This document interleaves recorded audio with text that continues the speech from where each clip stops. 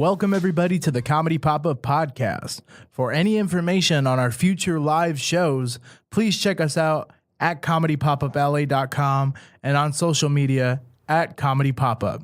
All right, let's start the show. What's up, everybody? Welcome to the Comedy Pop-Up Podcast. I'm your boy Sean Grant, filling in for your normal host Ron G, who's out doing his Nickelodeon thing and filming a pilot over there. But the show must go on, and for today we have an amazing guest. Before I introduce her, usually the intern here is Paul, or the audio producer is Paul.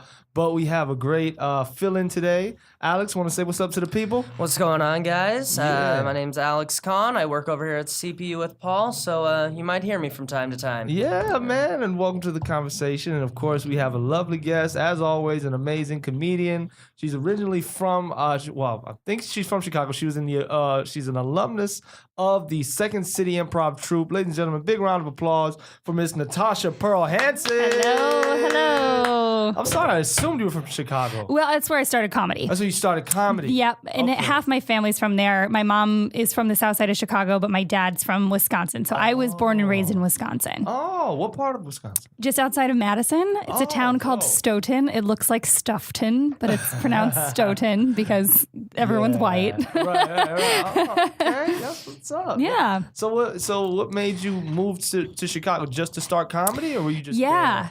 Honestly, like I had gone to school in the University of Minnesota. Yeah. So they have this thing called reciprocity where you can go over the border, but in-state tuition Oh. between Minnesota and Wisconsin, or at least they used to. Yeah. So I had gotten into the University of Madison, but I was like, oh, I'm so sick of Madison.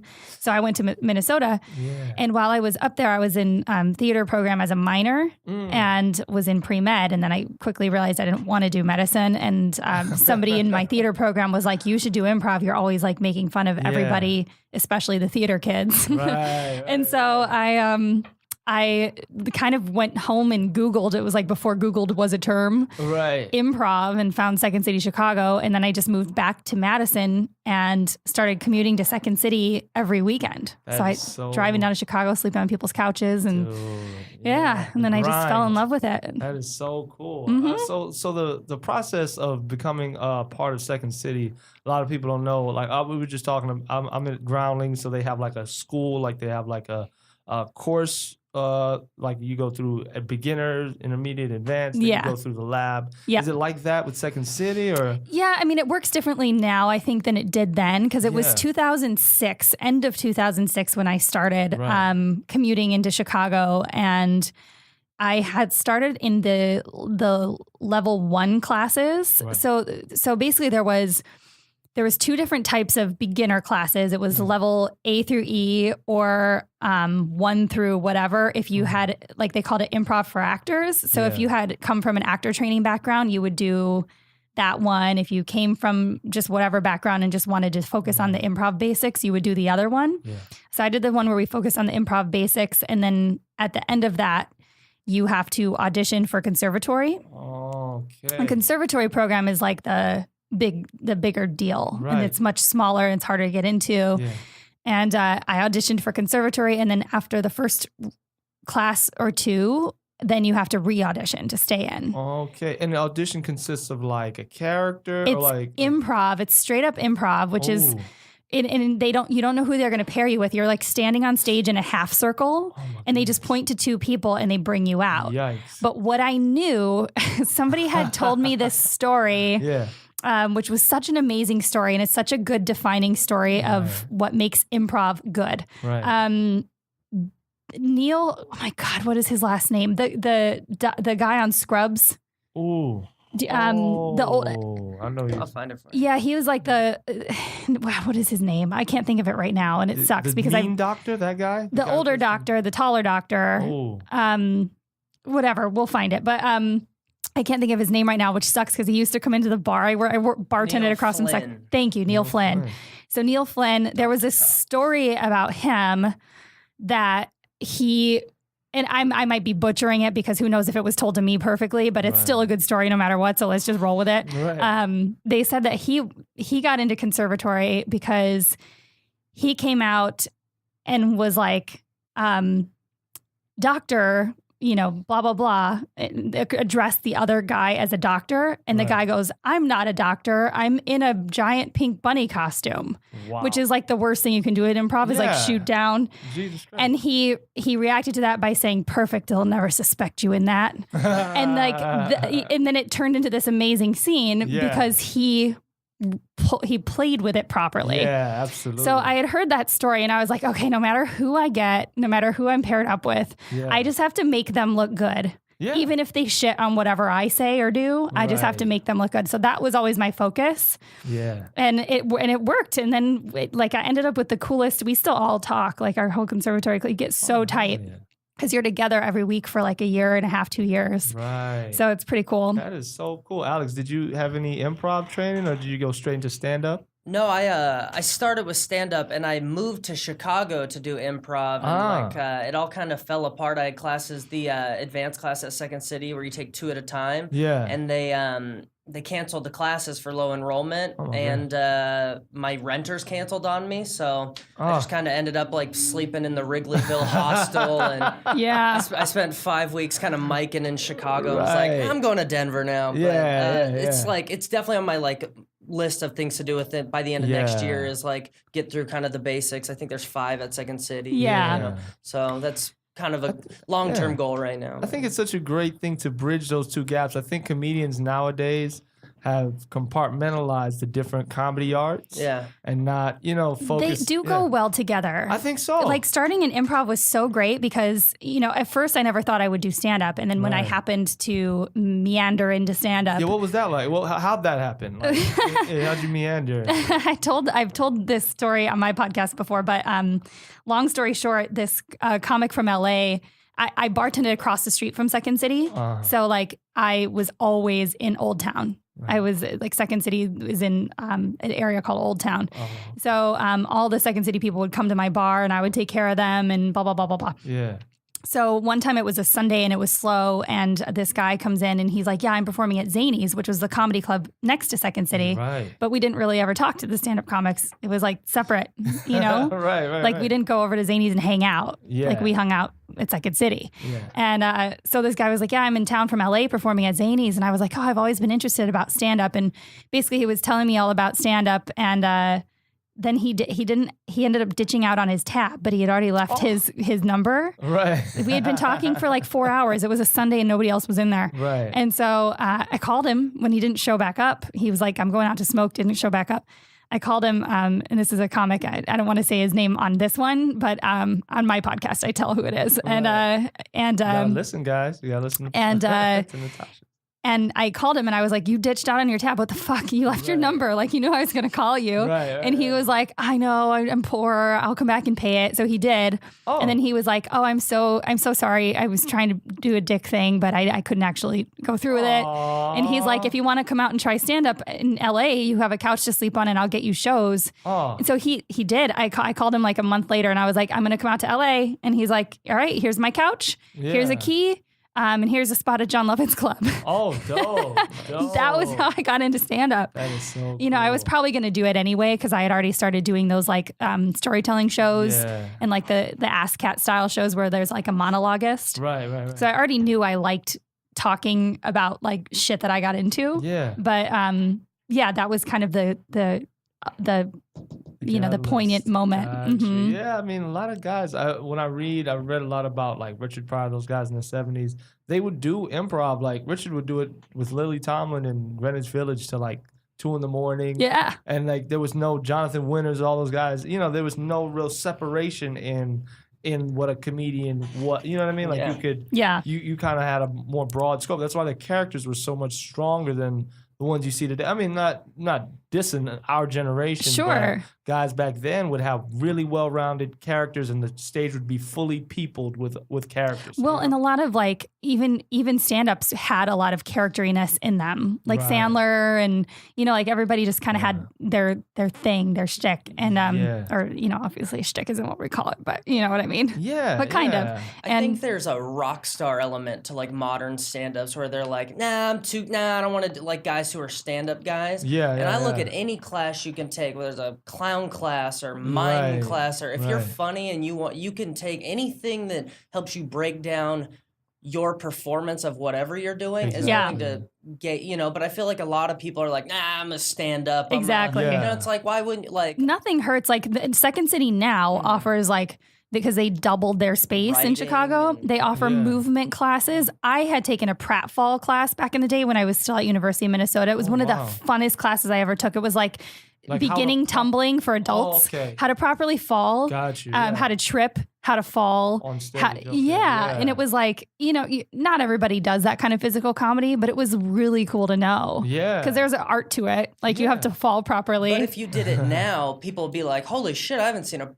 seen a pratfall like that. And when I see comics do it, I saw a comic do it in Denver, and the whole room is like, "What?" Like, you forget that's part of comedy too. Yeah, it is. He did it to go on stage, like he just fell onto the stage. No, it was just part of his like. If you've ever been to the Comedy Works, the stage is like really two big? of these tables. No, it's very small. And he just like in the middle of like a New Faces, which is like a contest kind of to break out there and to like start going there. He like just did it in a set, and it's something where like his face was really close to a brick wall, and everyone's like, "Oh, what the?" And then you're like, "Oh, that's something we don't see anymore." Yeah, it's like an older style of comedy, but it's still like it's still relevant. Absolutely. Like you watch Three Stooges now, and it doesn't like you're not like, well, that's so old. You're still like, whoa, that shit's pretty awesome. Yeah, Steve-O at the Improv, and he's like doing, and then people are used to comics doing real falls now, so who knows? But, yeah.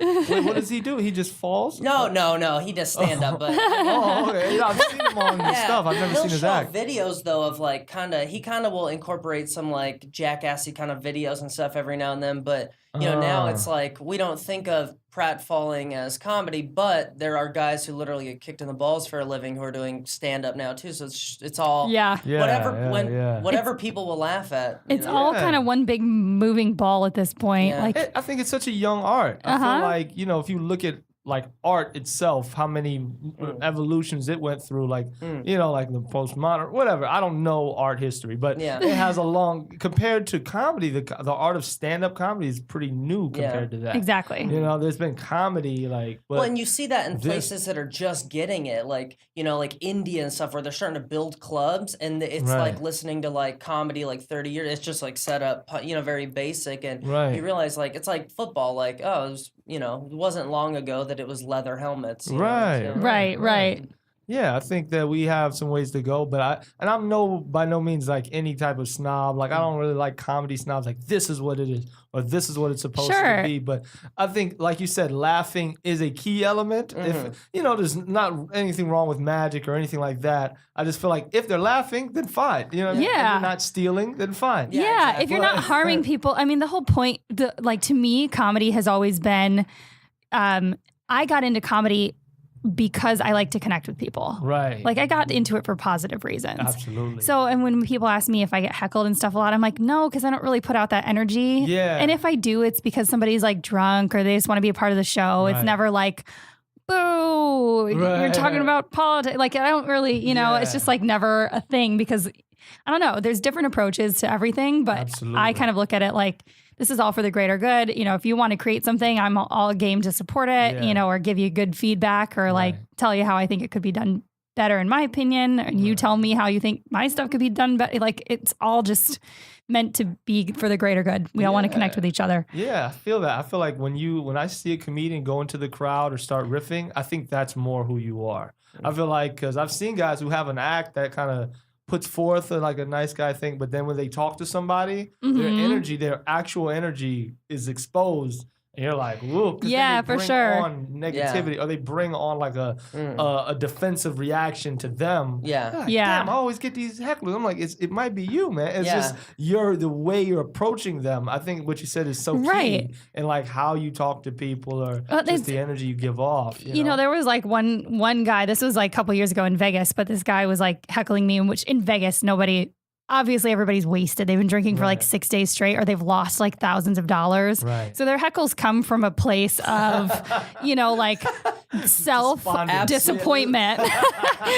Yes. So you have to, when you're on stage and you're dealing with somebody in that environment, you have to remember you can't just yell at them. It's not going to work. Yeah. I ended up hugging this guy. I was like, "Did you have a hard day?" And he was eating a chicken wing. He was like, "Yeah." I was like, "How much money did you lose? Is your wife pissed at you?" Yeah. I was like, "Come here, give me a hug." I hugged him, and I was like, "No, if you," and I was like, "Now if you sit down and behave, I'll," and his friends were like, "Come on, man, just shut up," and so it ended up being like a fun moment, that and is so cool. it's like heckling doesn't have to be a negative thing. Like the guy just had a fucking terrible day in Vegas and lost a bunch of money and was eating chicken wings and had been drinking for 15 hours. That's so of course he's going to talk during my set. That's of crazy. course. That exact same. I was in Georgia. God, I'm trying to remember the place. It was like this comedian Angie does these shows like in southern part of Atlanta, like really country type, bars. Fun. And this dude was like, that sounds amazing. Yeah, super drunk dude, was heckling me. And then I was like, but I was like, "What's up, man?" It wasn't like mean, like you suck, like you're saying. It was like, just trying to get in. Yeah. And I was like, "What's up, man? You why don't you, are you all right? Maybe you should go home to your wife." He goes, "She left me." And I was like, "Oh my God." I was like, "Come here, man." And I did this exact same, but I did the rest of my set with him nestled on my chest. Yeah. And he was just cuddled up to me, and I was like, "Yeah, man." And I had jokes about my grandpa's dick back then. And I was just saying, my granddad, he got a big old dick, and whatever, just doing these stupid dick jokes while I'm hugging this man. Yeah. But it was what it was for that moment. Like it worked in that moment. Yeah. And I was just like, damn, I can't. You can't recreate that. Oh, yeah, I mean, you can't, but But you allow the moment, the real connection to happen. I think that's no offense to stand up or just pure stand up, but I feel like when you have that improv element, there's nothing funnier than a real connection being made. Yeah. You know what I mean? Versus, because that's what you're trying to make connections within the framework of a joke when you're stand up, which is cool. Boom. But it's so controlled by one person. Sure. But when something happens that they're not in control of, but those connections can still be made, just like in a scene. Yeah, I mean, when it comes down to it, nobody wants to leave having had a bad experience. Right. I mean, you would hope so. Right. So, I mean, if you can turn anything into a positive, you should fucking try. I would never want someone in the crowd to leave with a negative. As the performer, you don't want that either. Yeah. No, for sure not. Yeah. You got to feel, and it starts with your energy, I think. I've seen guys, I'm like, you just bring on a heaviness. You know what I mean? You're going through something. So, yeah, for sure. You got to allow that ease, to flow through you. Yeah. So you started. So what made you move out here? Like when you started here, kind of like you were getting up at John Levitt's a lot, or yeah. I mean, I started getting up. Go back and forth. Or? I was back and forth. I was in Chicago for a total of 4.5 years. Yeah. And during the last year of that, I was running my show at Comedy Store. Oh. So wow. What I had done is I already was planning to move. Yeah. So I had been coming out once every 3 months and was running a show at Rush Street. Oh yeah. Which is down in Culver City. And I'd rent a car, drive all over the city, pick up my musician friends' gear and bring it all there and set up all the mics and the speakers and stuff. And I ran this show because I didn't know a ton of comics in LA yet, but I knew at least 3 and I knew I could always meet more. And that's how I met John Huck. That's how I met a bunch of people in the beginning of, so I had these people on my show and I would host it. And then I got to know some of the comedy scene. And then I went to, this is when Dean Gelber was still the GM of Comedy Store. Right. And so I went to Comedy Store one night and I was like, I want to run a show here. I want to run a Chicago style show and want to fly out once a month and run it. Yeah. And so it was about a couple months worth of. When you say Chicago style, it was just I wanted to have Chicago headliners that were transplants from LA. Gotcha, I called it Deep Dish with Natasha Pearl Hansen. Dope. And it was just it was my reaching hand out to the community of Chicagoans that, because a lot of Chicagoans move out here. Tons. And I got help from a lot of people when I moved out that were Chicago people. Right. And so I was like, well, I want to offer a place that when Chicago comics are in town or if they want to come and perform at Comedy Store like everybody does, that they have a place that they know that they can come and have a set. So I ran that show for 3 years, but my first year of it, I was still in Chicago. Yeah. So I came out every month and whatever I made on the door was just like refunding my ticket. So you were doing that and performing with the Second City troupe as well? Yep, I was performing with Second City, doing stand-up shows in Chicago, bartending like 2 or 3 jobs, and then no sleep. Fucking hustle, man. And then and then you just, and then by the time I moved out here, I had like Comedy Store was like my home. Right. And I had, I knew everybody. Yeah. I think that's the best way to do it. Yeah, it was a good transition. I mean, you have to humble yourself down to like hosting shows when you want to get to know a new scene, for sure. So, I mean, hosting a show was the best thing I could have ever done. Right. Because otherwise it takes forever to meet, in a place like LA, there's so many fucking comics out here. Right. But Chicago was so easy to know everybody. It was much smaller then. Now it's pretty big, but. Right. Yeah. I feel like, when you start hosting a show, people start hitting you up, right? Was that? Yeah. And you get a little bit of trade. I mean, you get a little bit of trade. I mean, there was definitely a lot of like hanger-outers at the Comedy Store. There's so many comics around all the time. Right. So any given night, I had to expect that the Comedy Store would want to put 2 or 3 people on the lineup. And then there would be 2 or 3 that would come and ask me for a spot. And that got to be pretty stressful because you have a lineup of like 5 people and turns into 12 pretty quick. And you're just like, fuck. But it was a late show. I want Chicagoans and you get like right. Yeah. LA guy. It was tough. I mean, it did get to be stressful for sure. Yeah. But luckily, like, because I had control over it for the first year, especially, I had control over the door and I just didn't charge people. Like, it was a $5 show, but I would just, when they'd come upstairs, I'd be like, just come in because I just wanted people in there. And then they started regulating that more.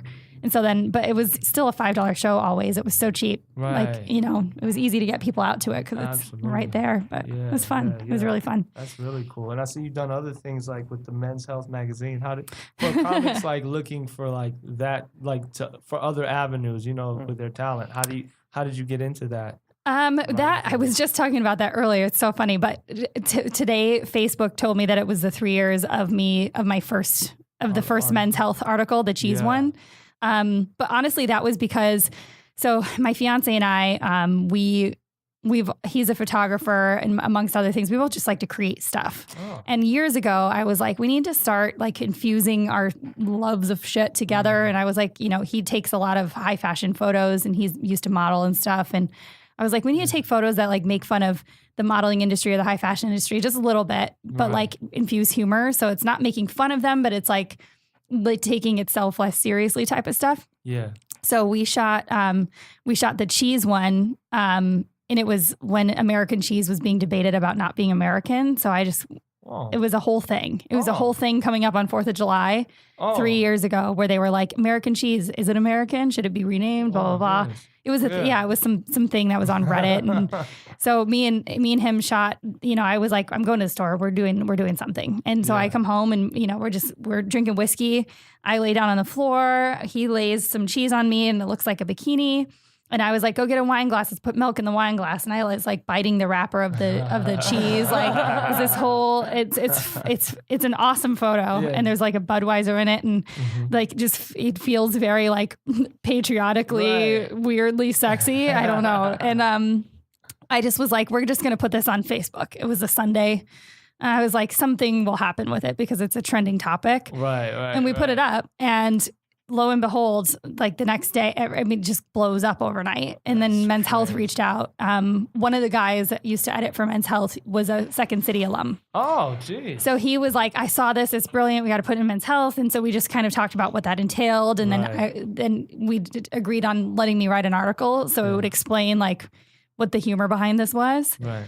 And then, and then I did a couple articles for Men's Health. But it was just fun to be able to shoot with my fiance and have like a funny photo that was shot well and not just like funny to be funny, but it was like kind of like a magazine cover, but when you look closely, there's other elements in it. Yeah. So it was just a fun way to like cross over. And then I write so much. Right. So it was a good way to showcase some of my writing without it being like, here, read this whole pilot. It was like, oh, she can write, you know? Exactly. Yeah. I feel like that's how most great things happen. You're just having fun. Yeah. And then, like, having fun, taking advantage of a spur of the moment idea. Yeah. You know, if you get an idea and something's trending, you should just like play with it and see what happens.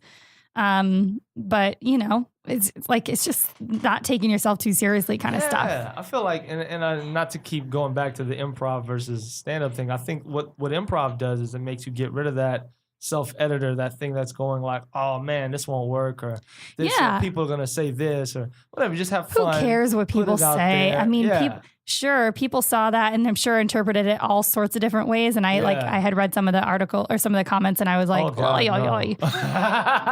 you know, who cares? Like in 10 minutes, somebody's going to have something else to say about something else on the internet. Like who gives a shit? You know, you just got to do it. Like the people that I always gauge, you know, my friends and my peers and how they react to stuff. And if they love it, I'm like, I don't give a shit about anybody else because at least you guys know me and you know where it's coming from, and everybody else is just going to interpret it how they want to. Well, and I think that very belief right there is so important for like social media, just in that like, I think, you know, all the naysayer people who hate on social media, I think people who are friends with them already know that. So at some point, I feel like even people complaining about you online doesn't really hurt you because the people who are friends with them are like, fucking Kim always complains. You know what I mean? Yeah.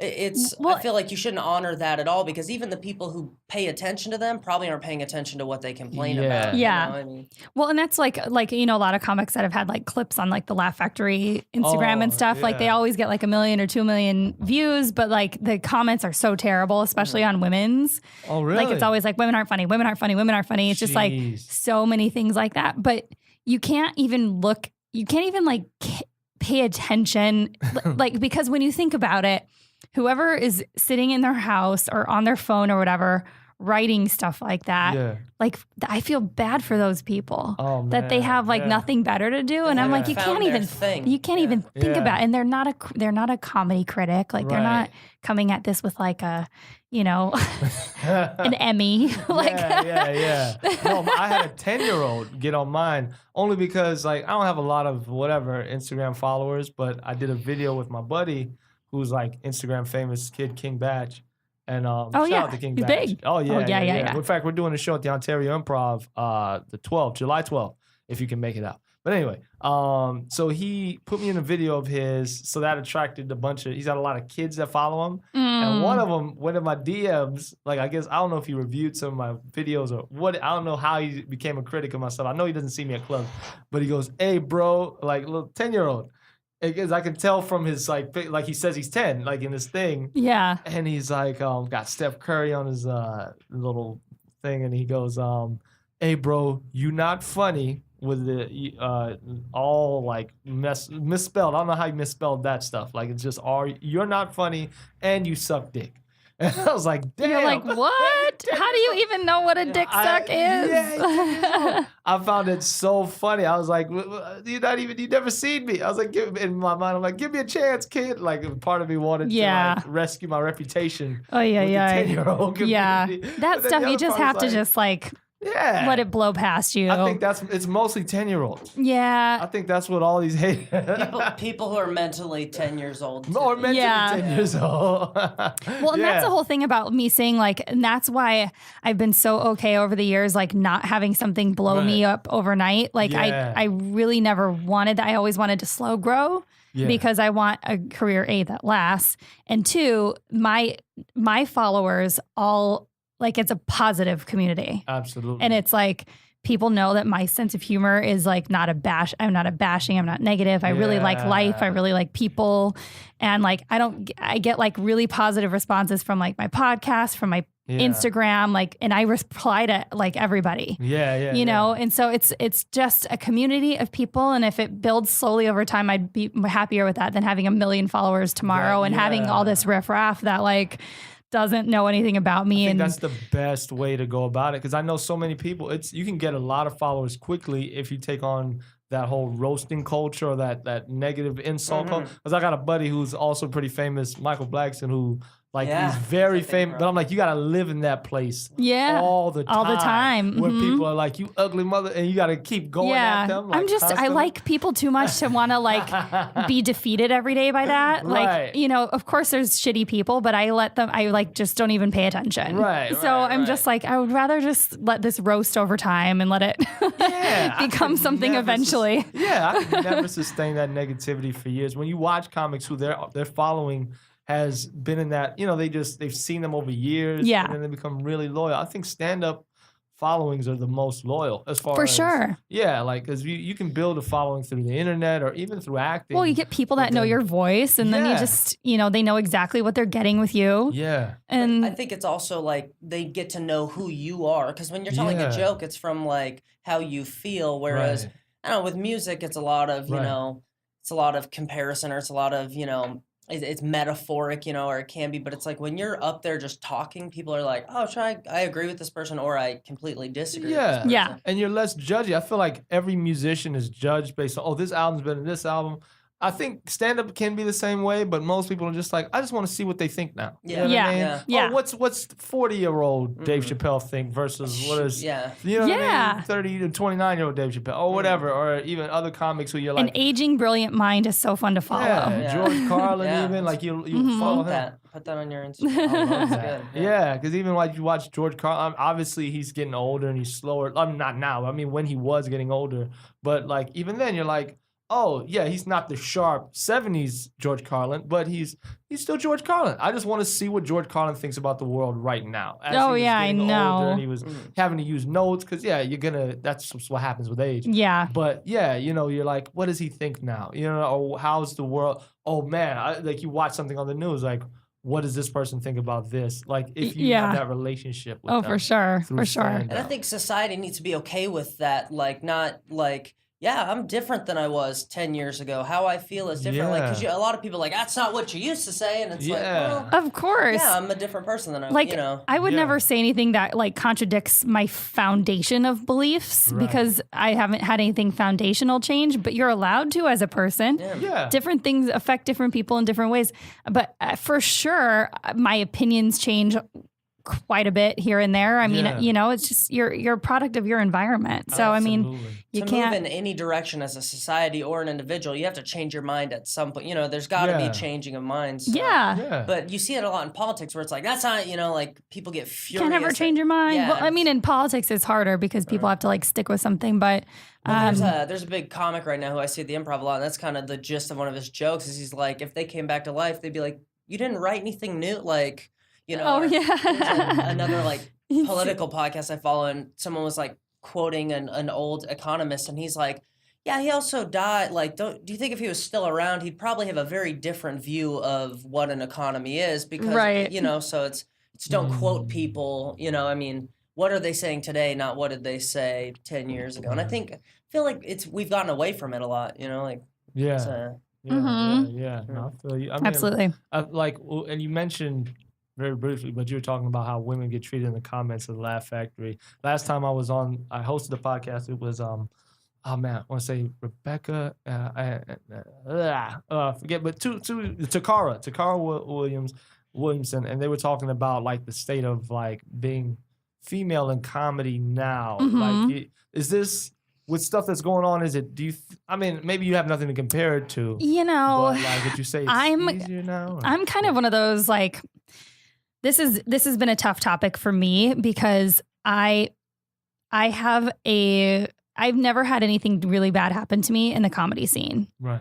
Also, I approach people positively. Also, I just don't deal with people's bullshit. So like I've never like gotten into, I don't know. I've just never gotten into a big situation where I was like, oh, this is like being like as far as just being a woman, I just always felt like really protected and safe in the community. Yeah. There's only been like one or two weird moments, but considering I have, hundreds of thousands of interactions with entertainment people all the time, like one or two moments doesn't really throw me. Where people were just trying to talk to you, like be. I mean, here's how I look at it. Like guys, if guys are trying to talk to me or hit on me or they say something, that isn't like nobody's come up to me and said anything really disgusting. If anything, they say something about me being attractive and try to hit on me. But listen, like if a guy is like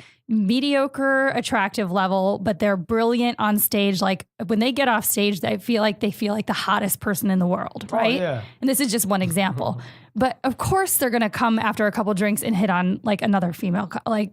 It doesn't matter if you're a comic or not. I feel like a guy in that situation, period, or a girl would feel like they had the biggest balls ever in that moment and would like want to hit on people. Well, that's probably every industry. I'm sure like the guy that designs you get done with a soccer game and you win like of course you're going to be like, yeah, this is a perfect time to approach a woman. Especially in front of girls who like if you design the coolest building in the world, like some architect chick might be like, for sure. That guy, So, and I can't say that anybody's ever approached me in a terrible way. Who knows what people say when I'm not around? You can't control that whatsoever. But so people hitting on me, I don't consider a bad thing. And over time, people just realized I was in a relationship and then they stopped and then they just become my friend. That's cool. So it wasn't, I don't know. Maybe I just got lucky, but I don't really I didn't ever experience anything that I was like, oh my God, the comedy scene. I feel more like the comedy scene has been very wonderful. Yeah. Overall. And so, and also like, what about on stage? Like, do you feel like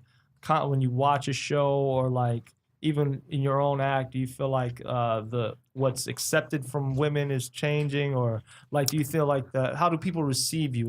Is that evolving in any way? I mean, I feel like there was a blockade at one point when I started. I started in 2005. Yeah. So when sometimes it would be, you know what I mean? People would roll their eyes. Well, when I started, I definitely fell into that category of did a fan just come on? That feels really good. Oh, yeah. I was like, breeze.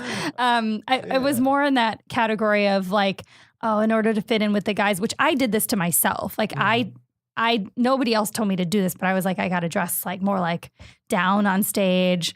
I got to be able to talk dirty. And I did a lot of that in the beginning because that's what a lot of people do in the beginning when they're figuring out their voice. Yeah. And then over time, you're just more comfortable with being exactly who you are. And then that kind of falls away slowly but surely. Yeah. Absolutely. I feel like people are just way more open to just everybody now, no matter what your background is. Yeah, absolutely. I think they're trying to be. Definitely, yeah. Because everybody's sick of people sucking. Yeah. You just want something funny. Yeah, I feel that. You just want somebody to be funny and genuine. And, if people can tell if somebody's not genuine. Right. I think if you're genuine, you're going to have an overall good experience. Yeah. Do you feel like, are there enough opportunities? Because I remember there was one point in comedy where nobody noticed if there was a female on the lineup at all. But like now, if you have I was on a lineup the other day with 12 dudes, and there was there was a female booked and she couldn't make it. But so somebody else stepped in, but it was like, whoa. Like, if people felt it after a while. Like, that gets a little bit more challenging. I mean, it works both ways. I mean, because there's been some headliners or, the comics that I've worked with that requested because they're a man that a woman be in the opener or the feature position. There's been some where it's worked the opposite direction where they're like, I definitely don't want a woman. It just kind of depends on who you're working with. I mean, sometimes I'll be having like a lighter week of shows and then two people hit me up and be like, do you want a spot? I need a woman on this lineup. That doesn't make me upset. I get stage time. I mean, I'm not upset about that. Do I wish more comics were all women or half women? I mean, I don't know. I just hope that whatever lineup is happening reflects the overall demographic of what the comedy scene looks like. Oh, right, right. Absolutely. I hope we have color and race and gender, all of it. I don't know. Absolutely. I feel that. Yeah. So, and you have you have some a line of books coming out that you wrote when you were 14. I will eventually. You started writing them. I started writing them when I was 14. Yeah. Yeah, and that's why I started my podcast under that handle, Future Role Model, because that's the name of the first book that I want to put out under that. So basically, I started writing these books when I was overseas as a student ambassador for it's like a U.S. student ambassador program. And we had to keep a journal, and I kept my journal, but it was all about like people and blah, blah, blah. And all these other kids were talking about how much I was writing in my journal. And so it kind of got to be like secretly famous amongst the crew of like 30 kids that were on this trip. Right. And there were 4 chaperones halfway through the trip. The chaperones collected the journals and were reading everybody's, and everybody else was writing. Yeah, because it was supposed to be journaling about the experience overseas. But mine was, each entry was like 20 pages long, and it was about like people and pranks and social barriers and language barriers and all that type of stuff. And they got upset about a lot of the stuff that I wrote about. And I had to argue my case and was like, I don't want to write about buildings. Like buildings don't make me happy. And so then I had to argue my way to like stay on this trip. And then I kept keeping, after I left, I was really young when I realized that I appreciate people and adventures and experiences and funny moments. And so I started journaling funny moments after that. So I started these, they were called Natasha's Books of Thoughts. And I started writing those when I was 15. So my first journal was 14. And they're not journals. They're like storytelling, funny moments, weird, like, just interesting situations. It's just like fun moments that I want to remember.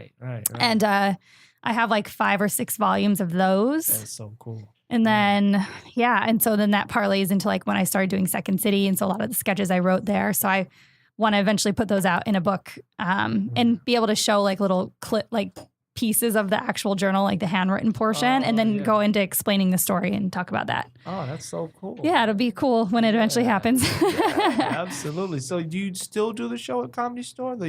Nope, I stopped that like 4 years ago. Oh, okay. You host any shows around town, or you just do spots? Just do spots. Yeah, travel and perform. And I haven't hosted like a regular show in a long time. I had one for a while at Busby's.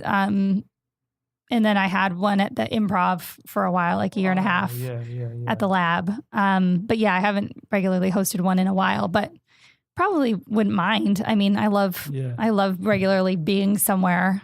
Just depends. You gotta find the right space and figure out the right type of show. Absolutely. Yeah. So how do you go about booking your spots for the week? Do you just hit people up, or is it like, it's just to explain to people like listening might not understand process. There's so many people. Like in the morning when I get up and have my coffee, I like sit and figure out like where I want to be months out. So, I move between LA, New York, Chicago, San Francisco, San Diego pretty regularly, LA and New York especially.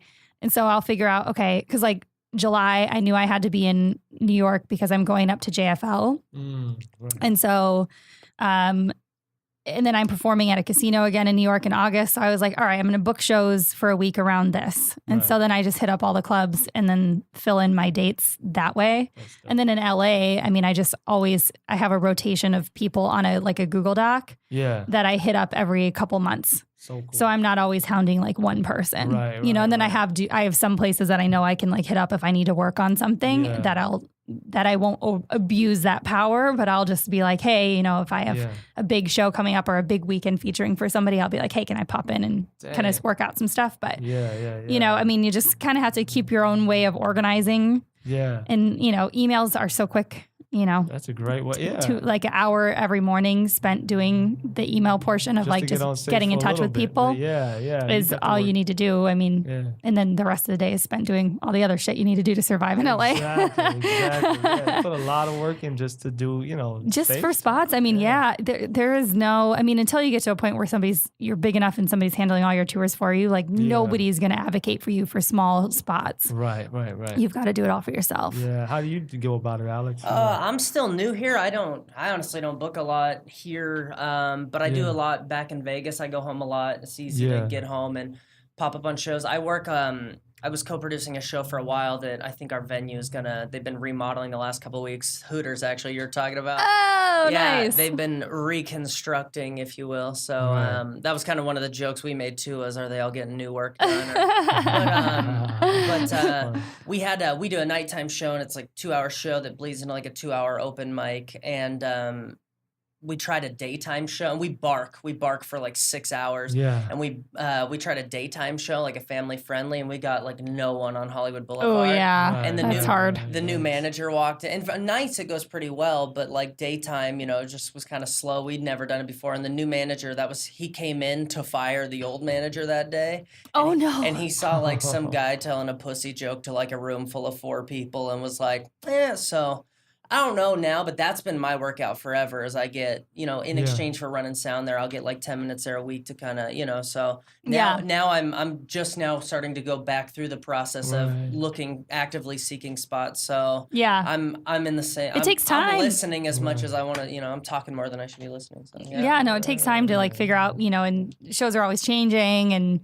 Just have to stay on good terms with like everybody. So when somebody starts running a show, they'll happily have you. Absolutely, yeah. That's it. Yeah, the door guy route's not bad too. I mean, I'm a door guy and I have been for a while, like in another city too. So it's good to just meet people and to just if you're or doing stuff like this, my thing for getting spots is always show up and work for free. If you show up and help a show that you like out, if you show up and you're just like, hey man, you need help putting up whatever, putting down seats.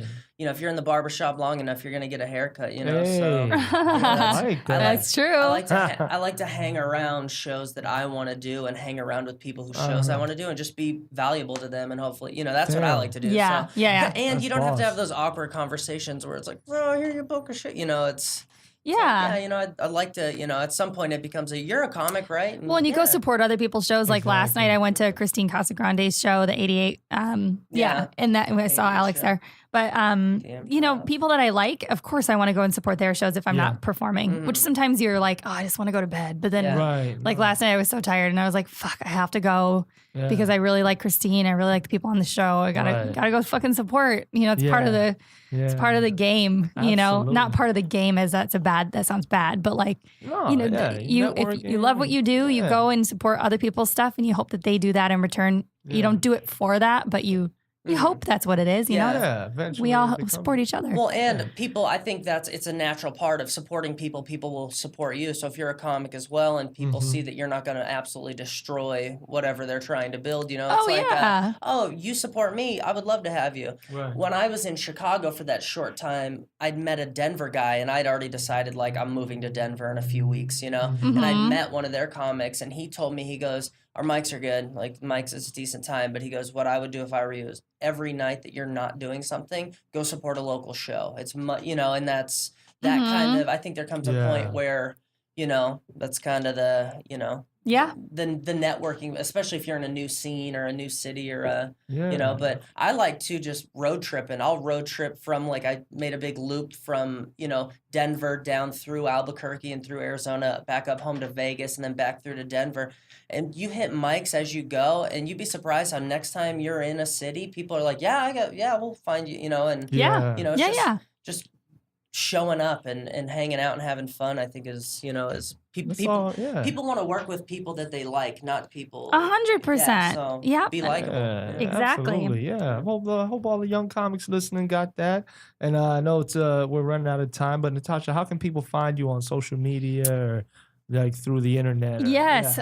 Through the magical internet, you can just Google Natasha Pearl Hansen, and I'm sure plenty of fun things will show up. But I'm at NPH Comedy, and my podcast is at Future Role Model on Instagram. Yeah. And then all my men's health stuff probably just comes up if you Google my name, but you can look up Men's Health Natasha Pearl Hansen, and that'll all come up, and that's fun to share with people. Absolutely. My website's nphcomedy.com, so it's got all my links and press kits and all that stuff. Oh, Alex, do you have social media? Just Instagram, Alex Conn, CONN is not funny. And then a lot of the CPU stuff, you can catch me kind of posting. I host one of our mics here too on Thursdays, so you can catch me kind of on our stuff a little bit too. Isn't it at Comedy Pop-Up? No. So CPU Podcasts. At CPU Podcasts on Instagram. Also Comedy Pop-Up, and also the K-Town, I think it's K-Town Open Mic is another one too. There's another one. Yeah, so any of those, I'm on those a lot. So. Perfect. Sweet. And you guys can follow me at Sean Grant Pictures, SEAN Grant Pictures. And thank you guys for listening. This has been another episode of the Comedy Pop-Up Podcast, and you have a great day.